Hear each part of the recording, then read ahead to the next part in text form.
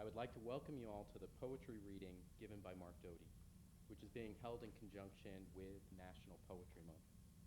We are truly honored that Mr. Doty has taken the time out of his incredibly busy schedule to visit our campus community and to share his poetry with us. For me, it is an absolute privilege, and I sort of underline absolute privilege, to introduce Mr. Doty. His 6 books of poems and 3 volumes of nonfiction prose have been honored by the National Book Critics Circle Award, the Penn Martha Albrin Nonfiction Prize, the Los Angeles Times Book Prize, a Whiting Writers Award, and Britain's T.S. Eliot Prize for Poetry. He also has received fellowships from the Guggenheim Foundation and the National Endowment for the Arts. Mr. Doty currently teaches in the graduate writing program at the University of Houston. His most recent books are Still Life with Oysters and Lemon, which was published in 2001, a prose meditation on ordinary objects and Dutch painting, and Source, a book of poems published by HarperCollins in 2001. And a new collection of poems will be coming out, School of the Arts, which will be published by HarperCollins in 2005. We're so fortunate to have Mr. Doty with us tonight. His poetry has the capacity to make you think and to make you care about what?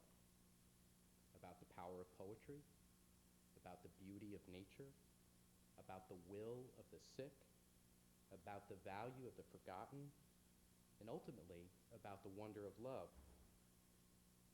The renowned poet Stanley writes, "With his clarity of vision and great heart, Doty stands among us as an emblematic and shining presence." Mr. Kunitz has it right. Mark Doty's expertly crafted verses tell lyrical stories, stories revealing compassion, strength, beauty, and wisdom, and that call forth our commonly shared values of respect and justice for others. In this way, he does something extraordinary. He connects us to each other through his verse.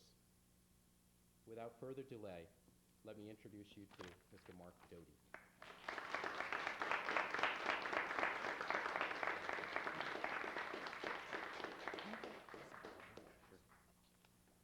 Thank you, Paul, very much, and thank you for being here this afternoon in this palace, which George and Court has kindly provided for the occasion.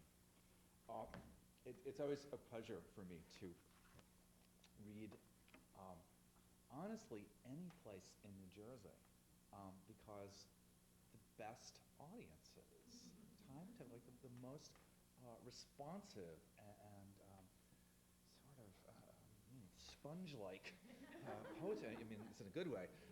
Poetry audiences seem to, thank you so much, reside in this state. So it is a pleasure to be here. How's this sound level? Hear me okay in the back?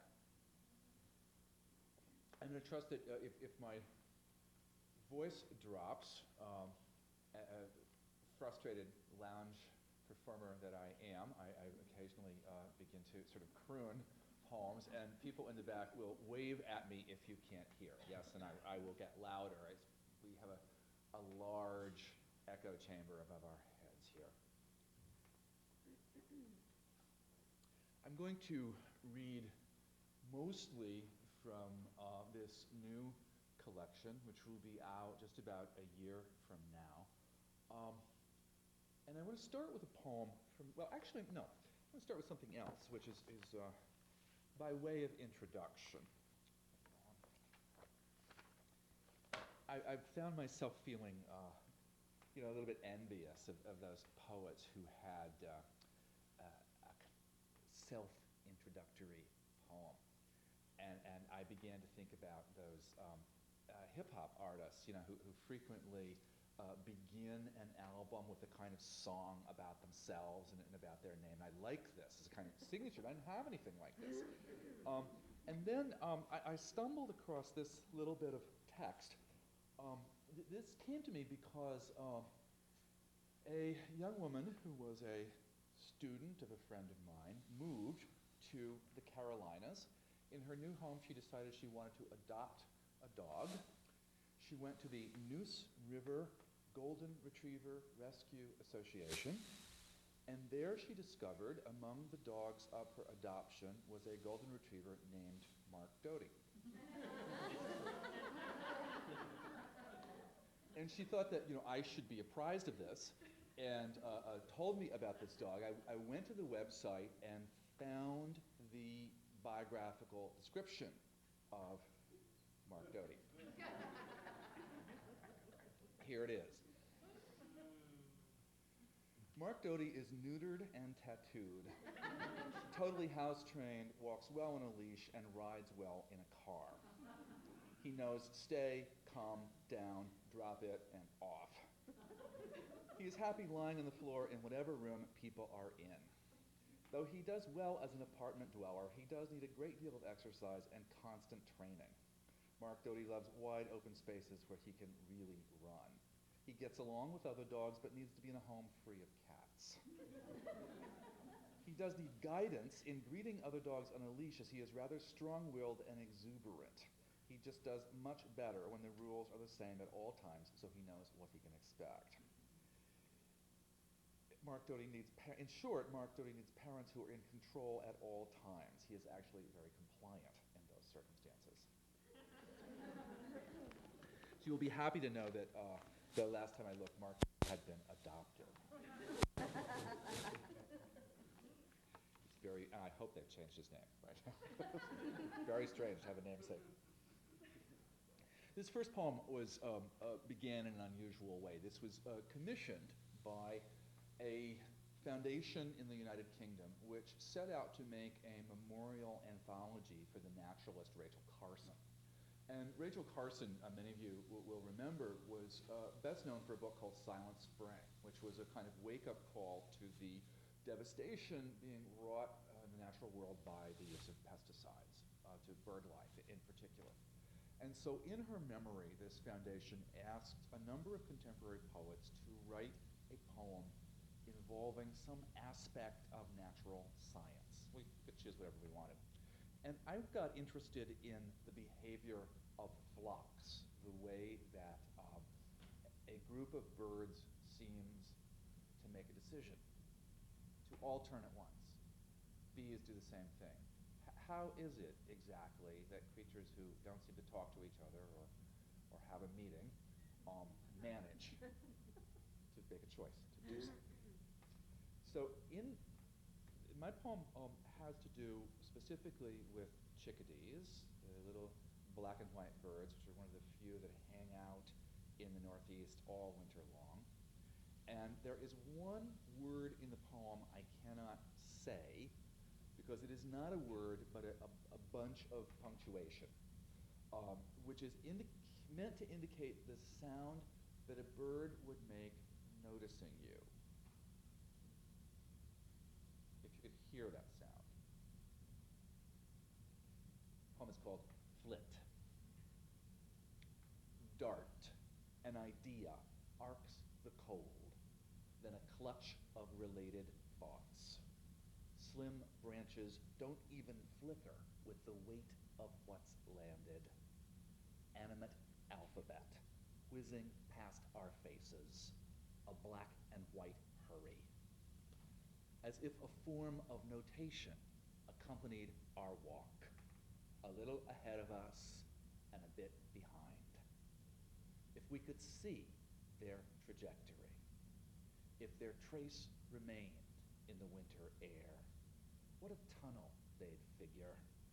Skein of quick vectors above our heads, a fierce braid, improvised. Their decisions, the way one makes poetry from syntax, unpredictable, resolving to wild regularity. Thought has to flit to describe it. Speech has to try that hurry. A scaffolding, a kind of argument about being numerous. Thread and rethread, a light, study. We might be carrying crumbs. We're not. I wish. Their small heads cock, they lift, no visible effort, as if flight were the work of the will only, light a bit further along, and though they're silent, it seems you could hear the minute repeating registers of their attention. The here you are, yes, you, yes. Pronoun reference unclear. Who looks at us? An aerial association of a dozen subjectivities, or a singular self wearing this snowy afternoon 12 pair of wings? Collectivity of sparks? Sparking collectivity? Say live resides not inside feathers or skin, but in the whizzing medium. No third person. Sharp, clear globe of January. And we, the 14 of us, the thinking taking place. We is instances of alertness. Grammar, help me. Mind in the ringing day. A little of us ahead and a bit behind, and all that action barely disturbs the air.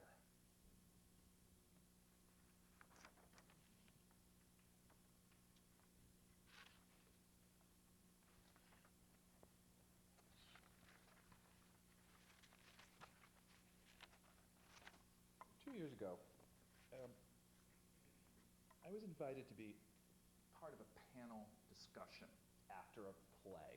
The play was about a couple of characters meeting in the afterlife and what happened to them at the, sort of in the waiting room of the next world, basically.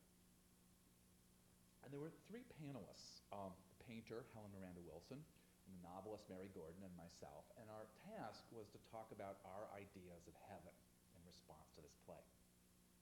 And I was very shocked to discover that my colleagues on the panel had really specific, articulated notions of the afterlife. And I kind of had fog. I couldn't come to a specific vision, and I was disturbed by this. I mean, I began to think about, what does it say about us, how we imagine heaven? Even if you don't believe necessarily in heaven, you may imagine what heaven would be like for you. So I began to write a group of poems concerned with this idea, and I'm going to read them for you. The first one is for the painter who was part of this group. It's called Heaven for Helen. Helen says heaven for her would be complete immersion in physical process without self-consciousness. To be the respiration of the grass or ionized agitation just above the break of a wave. Traffic in a sunflower's 1,000 golden rooms. Images of exchange and of untrammeled nature. But if we're to become part of it all, won't our paradise also involve participation in being, say, diesel fuel? The impatience of trucks on August pavement, weird glow of service areas along the interstate at night. Will be shiny pink egg cartons and the thick threads of burst tires along the highways in Pennsylvania. A hell we've made to accompany the given. We will join our tiresome productions, things that want to be useless forever. But that's me talking. Helen would take the greatest pleasure in being a scrap of paper if that's what there were to experience.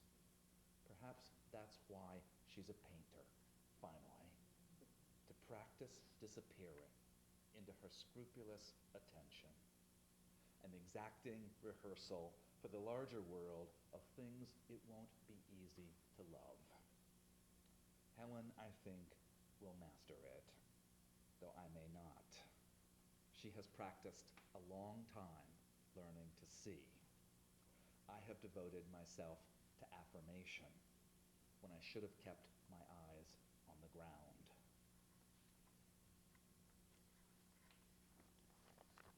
This heaven is for the poet Stanley Kunitz, whom Paul mentioned in his introduction. Stanley has twice been the Poet Laureate of the United States. This summer he celebrated his 98th birthday. This led the poet Galway Cannell to point out that Stanley, having basically lived through the 20th century, could be thought of as a kind of unit of time. And that if you did so, there are only 30 Stanleys between us and Homer, and there are only five Stanleys between us and Shakespeare, 4.5. Makes history seem like a much more intimate room than we're accustomed to thinking of. Stanley's great achievement is of course not his longevity, but the fact that he's one of those rare poets who's actually gotten better with age. His poems later in life became more vulnerable, more emotionally available, more naked, if you will. And poets, by and large, just don't do that. Poets tend to flare brightly and then roll along for a long time, if they're lucky. But Stanley somehow did the other thing. I can only think of Yeats as being another poet who, in the same way, comes to take greater risks with old age. And I thought, how can this be? And I began to think about Stanley's beautiful garden. It's in Provincetown, Massachusetts. He's been working for about 30 years now to build this garden. This is called Heaven for Stanley. For his birthday, I gave Stanley a hyacinth bean, an annual, so he wouldn't have to wait for the flowers. He said, "Mark, I have just the place for it," as if he'd spent 98 years anticipating the arrival of this particular vine. I thought poetry a brace against time, the hours held up for study in a voice's cool saline. But his allegiance is not to permanent forms. His gardens all furious change, budding and rot, and then the coming up again. Why prefer any single part of the round? I don't know that he'd change a word of it. I think he could be forever pleased to participate in motion. Something opens. He writes it down. Heaven steadies and concentrates near the lavender. He's already there. What he actually said was, "Mark, I have just the place for it."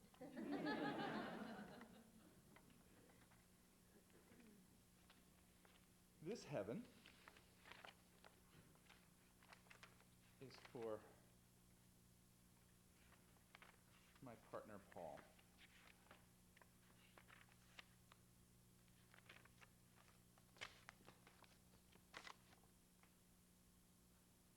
Heaven for Paul.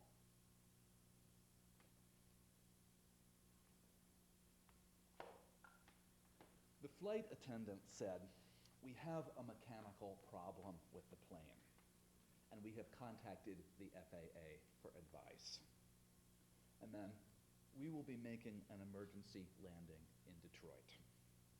And then we will be landing at an Air Force base in Dayton because there is a long runway there and because there will be a lot of help on the ground." Her voice broke slightly on the word help, and she switched off the microphone, hung it back on its hook, turned to face those of us seated near her, and began to weep. Could the message have been more clear? Around us, people began to cry themselves, or to pray quietly, or to speak to those with whom they were traveling, saying the things that people would choose to say to one another before an impending accident of uncertain proportions.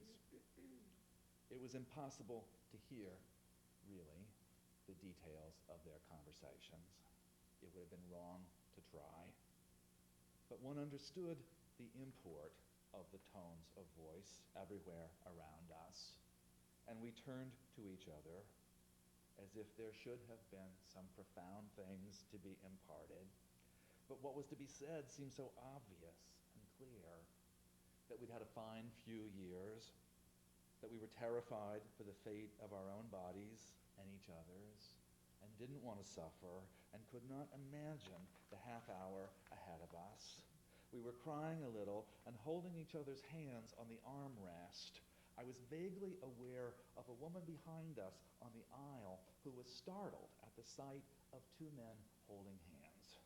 And I wondered how it could matter to her now, on the verge of this life. And then I wondered how it could matter to me that she was startled when I was on the verge of this life. The flight attendant instructed us in how to brace for a crash landing, to remove our glasses and shoes and put our heads down as we did long ago in school in the old days of civil defense. We sat together quietly, and this is what amazed me. Paul, who of the two of us is the more nervous, the less steadily grounded in his own body, became completely calm.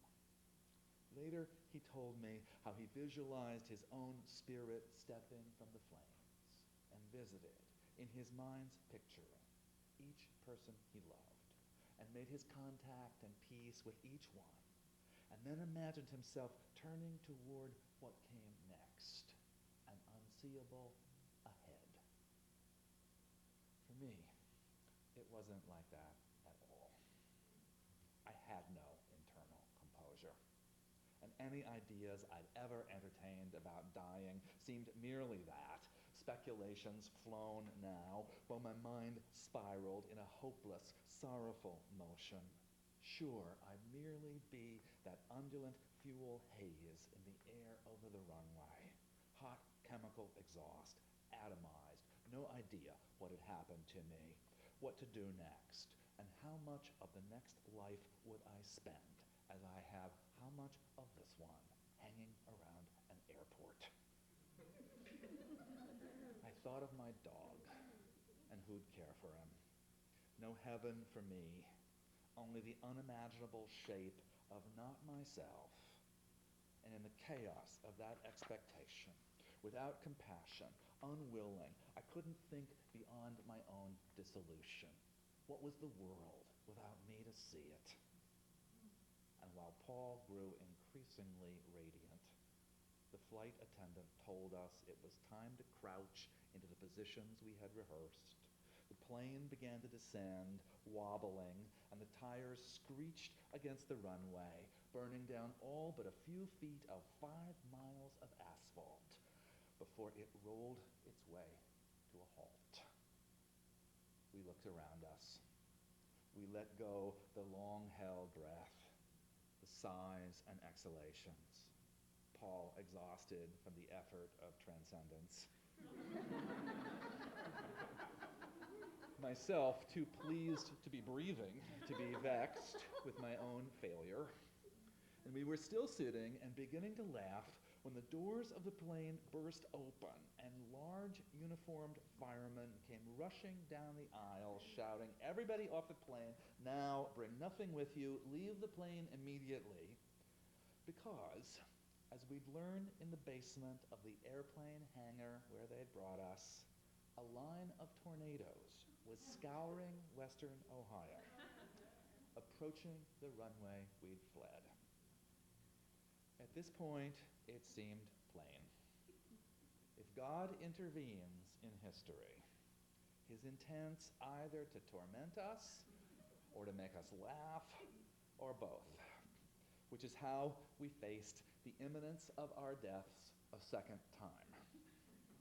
I didn't think once about my soul as we waited in line, filing into the hangar, down into the shelter, where, after a long while, the National Guard would bring us boxes and boxes of pizza. And much later, transport us in buses to complimentary hotel rooms in Cincinnati.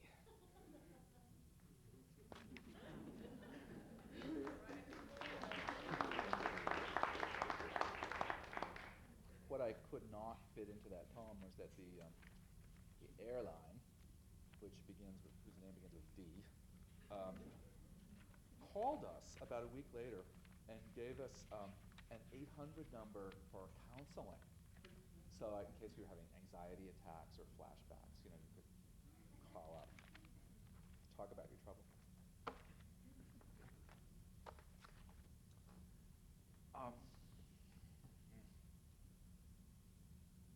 Some of you have been introduced to my golden retriever, Beau. I mean, you were all introduced to it. Well, I guess you weren't in that first piece. The reason that dog was named Mark Doty was because I had a wonderful golden retriever named Beau, who was the subject of some poems of mine. And he, how can I say this? He was like one of the great loves of my life in that completely irrational way that, you don't choose what you fall in love with. You just there he is, and you just don't, you have no power in that whatsoever. There he was, obstreperous, impossible, gorgeous, needy, and just completely perfect. So it's pump for him. Heaven for Beau. Because I used to have trouble losing my gym locks and trouble learning new combinations, I began to make small poems, mnemonics, to help me with sequences, associating a word with a number, hand for 10, spine for 9, and thus calling up little narratives. Though the only phrases I could remember were those whose intent I could use. 4, 20, 24 became behind the door there is plenty, and behind the plenty there is more. An affirmation, I knew, once I'd repeated it, to do with faring well in the world. Then I thought it had to do with time. Couldn't there be more, still more?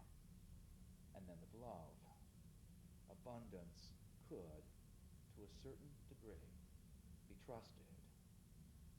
I lost that one. Then 7, 26, 4 became heaven, be quick to open the door, which I thought was for myself at first, but I wasn't in any hurry. It was for my golden companion, whose form had begun to admit imperfection, who'd begun to fail, and if it had to be that way, well, quickly then. No struggle. Leap. Then I lost that one.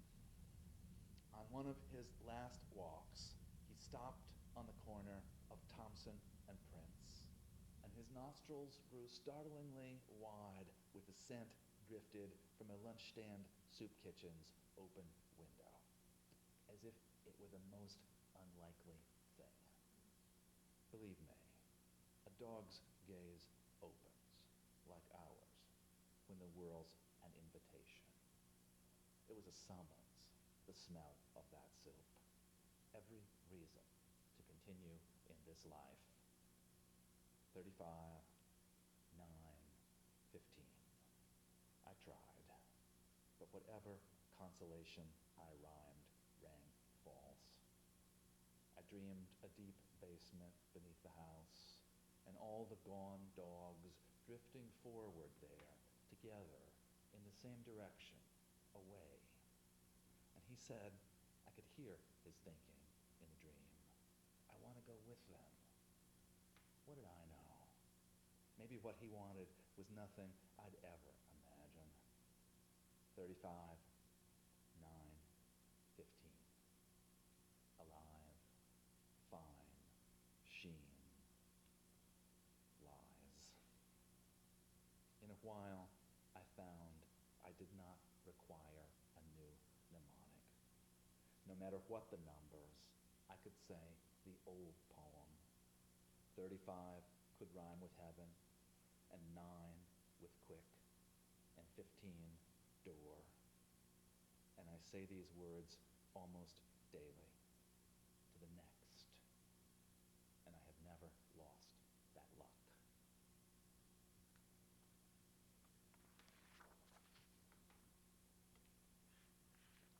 Well, I have a surviving dog. His name is Arden. And I had to sort of stop him from completely taking over this book.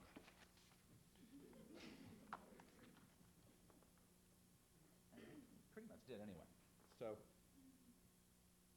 2 of Arden's poems.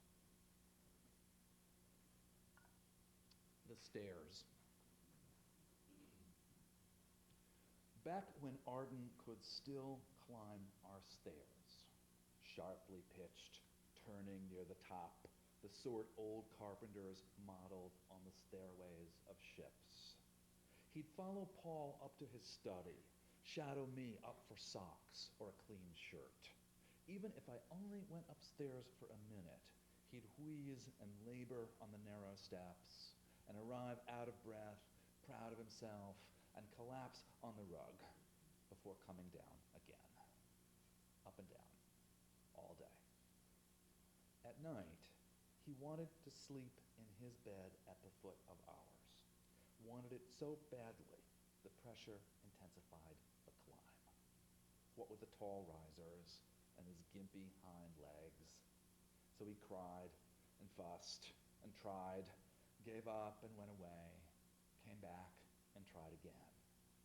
If he couldn't make it on his own, I'd get up and help him, lifting his front paws and setting them into place, then my hands under his hips. The stairwell would smell of his anxiety, bodily, familiar, slightly acid. Once he could no longer climb something so awkward. It was as if he'd forgotten he ever wanted to. He'd wedge his muzzle into a hole he'd made in the sliding screen door, push it to the left, and sleep all night in the garden, on the gravel beneath the spread of a Montauk daisy. Why can't I hold on to that image? The dreamer beneath black leaves and a spatter of summer stars. Indelible, that old man scent, the fear that makes the stairway steeper.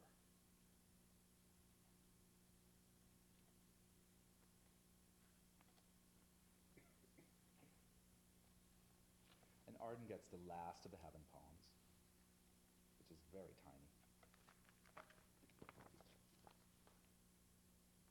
Heaven for Arden. Back when Arden could still go for a walk, a real walk, not the 20 yards or so he stumbles and lurches now. He used to be anxious and uncertain, looking to me, stopping a while, tentatively, to see if I'd agree to go no further, sometimes whining a bit in case I'd respond. Sooner or later, the turn would come. We'd gone far enough for one day. Joy, as if he'd been afraid all along this would be the one walk that would turn out to be infinite. Then he could take comfort in the certainty of an ending and treat the rest of the way as a series of possibilities. Then he could run and find pleasure in the woods beside the path. Okay, well, we have one more poem. And this feels like a necessity that we send out a kind of spell for the strengthening of spring. So this is a poem to call spring into being.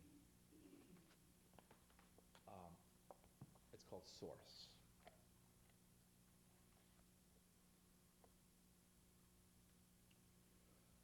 I'd been traveling all day, driving north, smaller and smaller roads, clapboard houses startled awake by the new green around them. When I saw 3 horses in a fenced field by the narrow highway's edge. White horses, 2 uniformly snowy, the other speckled as though he'd been rolling in flakes of rust. They were of graduated sizes, small, medium, large, and 2 stood to watch while the smallest waded in a shallow pond, tossing his head and taking, it seemed unmistakable, delight in the cool water around his hooves and ankles. I kept on driving. I went into town to visit the bookstores and the coffee bar, and looked at the new novels and the volumes of poetry. But all the time, it was horses I was thinking of. And when I drove back to find them, the 3 companions left off whatever it was they were playing at and came nearer the wire fence. I pulled over onto the grassy shoulder of the highway to see what I brought them. Experience is an intact fruit. Core and flesh and rind of it, once cut open, entered, it can't be the same, can it? Though that is the dream of the poem, as if we could look out through that moment's flushed skin. They wandered toward the fence. The tallest turned toward me. I was moved by the verticality of her face, elongated reach from the ear tips down to white eyelids and lashes, the pink articulation of nostrils, wind stirring the strands of her mane a little to frame the gaze in which she fixed me. She was the bold one. The others stood at a slight distance while she held me in her attention. Put your tongue to the green flecked peel of it, reader, and taste it from the inside. Would you believe me if I said that beneath them, a clear channel ran from the 3 horses to the place they'd come from, the cool womb of nothing, cave at the heart of the world, deep and resilient and firmly set at the core of things. Not emptiness, not negation, but a generous, cold nothing. The breathing space, out of which new shoots are propelled to the grazing mouths, out of which horses themselves are tendered into the new light. The poem wants the impossible. The poem wants a name for the kind nothing at the core of time, out of which the foals come tumbling, curled, fetal, dreaming, and into which the old crumple, fetlock and skull breaking like waves of foaming milk. Cold, bracing nothing, which mothers forth mud and mint, hoof and clover, root hair and horsehair, and the accordion bones of the rust-spotted little one unfolding itself into the afternoon. You too, you flare and fall back into the necessary open space. What could be better than that? It was the beginning of May, the black earth nearly steaming, and a scatter of petals decked the mud like pearls, everything warm with setting out. And you could see, beneath their hooves, the path they'd traveled up, the horse road on which they trot into the world, eager for pleasure and sunlight, and down which they descend in good time into the source of spring. Thank you.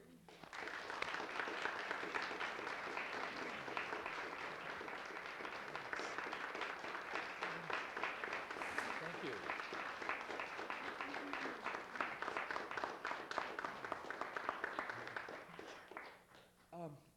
Be happy to take a few minutes to talk if you have questions you would like to raise or things you would like me to address. If I've done my job, I've put you in such a spell that you won't be able to shift into a more cognitive mode, but we'll see. Yes? Hi, there's a poetry festival called Dodge. Are you going to be at that one this year? You bet, yes.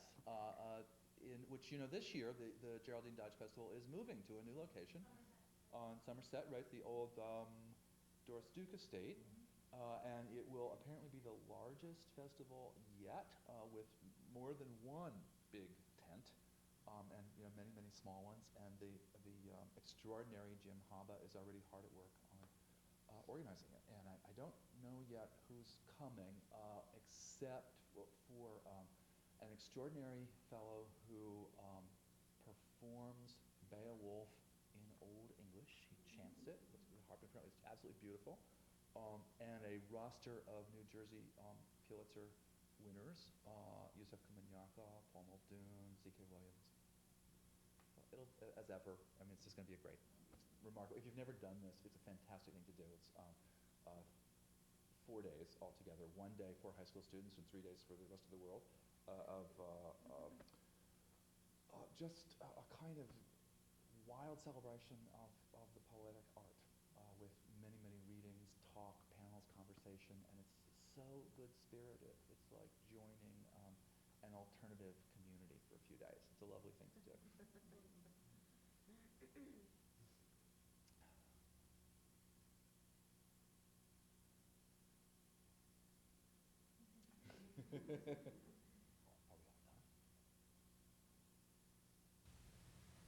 When I read your work, I think of Elizabeth Bishop. Thank you. And I looked at this collection that I had not seen before. You have a poem for Elizabeth Bishop, Mhm. it seems. Mhm. Could you just talk a little bit about Sure. what you like about her? Or Yes. Well, Elizabeth Bishop was a poet who has taught me so much about seeing and about the power of looking at the world and saying what you see. And one of the things that makes Bishop an amazing and a poet, and one whom you never get tired of, is that she reveals so much about herself through the way that she looks at things. And so her eye is turned outward, and without directly talking about the eye, she winds up showing you so much about the person who's doing the looking. So she's a great teacher for descriptions, powers of emotion and of revelation. She's also a person who, because she was a great traveler, and she was born in, or lived very early on in Nova Scotia, and then in Worcester, Massachusetts, and loved the New England coast. But she also spent time in Key West and in Brazil. And so these poles, the tropical world and the New England coast, are very much places close to my heart. And I feel like in particular, she taught me how to see coastal New England in the northern Atlantic. And her poems become a frame of reference for looking at that landscape. I'm very interested in the way the poems, the poets that we love, become our internal company, and they provide us with lenses on seeing particular kinds of experiences. And so she's somebody who, for me, is forever associated with the seacoast and the particular, the colors of the boats in Provincetown, the strange pearly sheens the light has. And so I learned, I think, a great deal about something I love to do anyway, which is describe what might be the use of that pleasure from her work.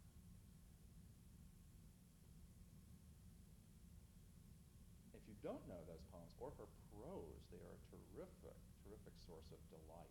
Every bit of it. Wonderful essays, a short story or two, a magnificent collection of letters called One Art. I mean, it's just that you get to encounter delightful character. Yeah. You mentioned the person by the name of Stanley. Mhm. Is that the first or last name? And I'm not familiar with it. That's Stanley Kunitz, who is, Kunitz was the poet laureate of the U.S. Twice. There's a collected poems out now, extraordinary work. He lives in New York City and in Provincetown. Taught for many, many years at Columbia University in New York, and did a lot of work to help young writers out by founding two institutions. One of them was the Fine Arts Work Center in Provincetown, a place where you can apply for an 8-month residency to live off season and work on your art. This is for writers and for visual artists. And a place that also offers a terrific summer program of week-long and weekend courses for writers and for visual artists as well. He's also the founder of Poets House in New York, which is a literary organization that does all kinds of things to support poetry. Yeah. With this latest collection of his, correct me if I'm wrong, but isn't he the only poet who has published in the last 6 decades? Of his life? Oh, I think that's probably really true. We don't have a poet that has published. Nobody can actually think of a poet who has lived that long that I know of. It's like, I mean, really, I mean, that's a strange thing, but I mean, seriously, nobody has been able to come up with an older poet. So, I mean, this may be one for Guinness. Yeah, so it's really, I can't tell you how inspiring it is to think that one might actually get better. That if you keep up a lifetime of pursuit of an art, that you would not merely repeat yourself or make a kind of diminished version of something you'd already done, but actually attain some greater emotional presence. He had one of the biggest crowds too at the last Arts Festival. His readings, I mean, there are not going to be many more chances to hear Stanley read. I think that's why But if you ever get a chance to do this, absolutely remarkable. We read together once at an event in the city where it was a book fair where they closed Fifth Avenue, and Stanley was standing on this little platform in the middle of Fifth Avenue, with skyscrapers around him. He's this little tiny man, and that voice comes out. It's just, it's so beautiful, so resonantly human. All done? Okay. Well, thank you for coming.